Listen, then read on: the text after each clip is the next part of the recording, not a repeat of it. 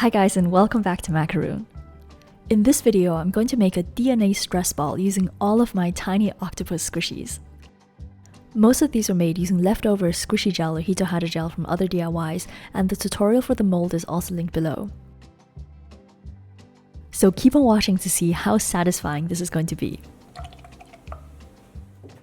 The idea for this video started with this craft kit called Squeeze Ball Maker by Pikmi Pops.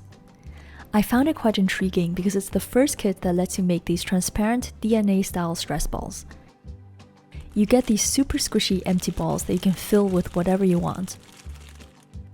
As far as I know, these aren't available to buy on their own anywhere else, so this kit is pretty much the only place where you can get empty DNA balls. Many DIYs substitute a transparent balloon for the ball, but that obviously doesn't look or feel like the same thing. The first impression I had wasn't great because the box arrived in very bad shape. The cardboard was beaten up and there were loads of open gaps that were just held together by tape. The inside didn't look much better, but at least most of the components were sealed, so I felt a bit more reassured.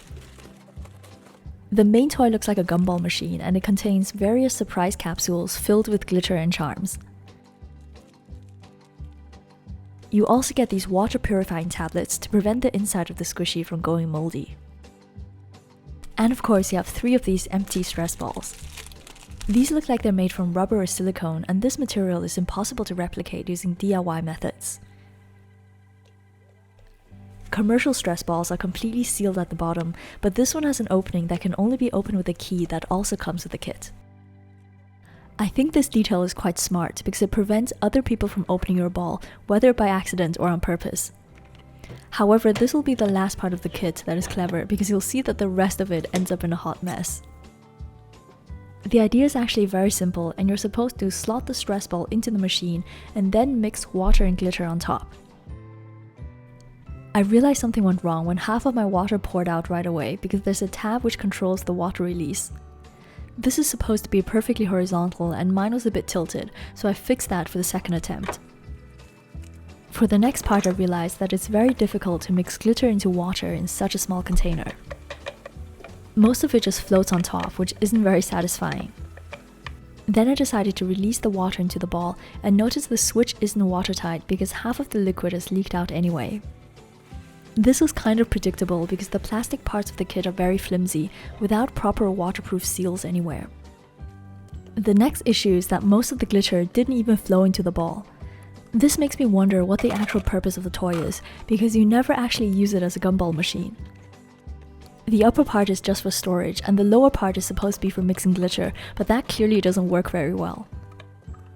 The only useful part of the machine is the base, which holds your squishy upside down while you fill it. If you really want to make a nice squishy, then you can simply add glitter, charms, and water directly into the opening of the ball. This is what I did for my second attempt, and I also used my own craft supplies. The final result is pretty nice, but you can achieve this without using the plastic part of the toy at all.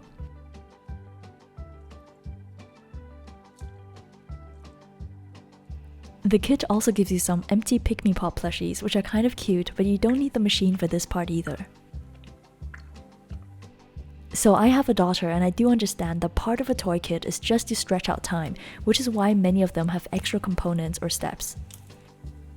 I really don't mind having extra gimmicks in a product if they're fun and work well, but in this case, the unnecessary parts of the DIY just made everything so much more complicated. In my opinion, the best part of the kit are these 3 empty stress balls. I would even go as far as to buy the whole kit just for these because you can't find them anywhere else and there's a lot of potential for other DIYs. I still have one more ball left, so now it's obviously time to try filling it with these octopus squishies.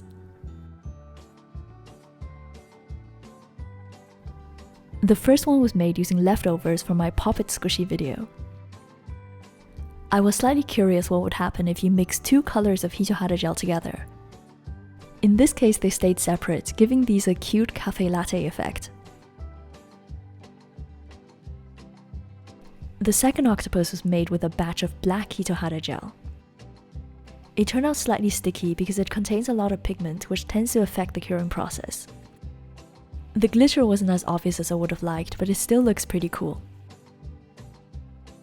The blue octopus was made using the transparent squishy gel from my debunking TikTok hacks video. The color is actually created using acrylic paint, which means that Sophie and Toffee's squishy gel is compatible with water-based inks. In comparison, Hito Hada gel is only compatible with oil-based inks. This one turned out super aesthetic, and the glitter automatically makes it less sticky, so it's more enjoyable to squish. The final pink octopus is from my pudding squishy video, so please watch that if you want to see the whole DIY. The stress ball opening was just big enough to squeeze one octopus through, and I had to poke it quite a bit to get them all inside. There was more space than I expected, so I also ended up using the squishies that I made from these videos here. A typical DNA stress ball doesn't contain water, but I felt this was missing something, so I decided to fill it up.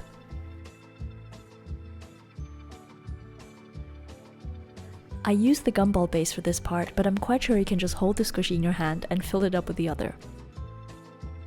This version looks so much nicer and it feels way more satisfying. I also love how the octopuses look so happy floating around in the water. The stress ball does become a bit cloudy after playing with it for a while, but this is completely normal. I didn't want to keep the squishies in here forever, so I let the water out and removed the octopuses as well. This was a fun little experiment and I hope you enjoyed it. Please follow me on YouTube Shorts and TikTok as well to see more quick DIYs. I'm Joanna, thank you for watching and I'll see you soon. Bye!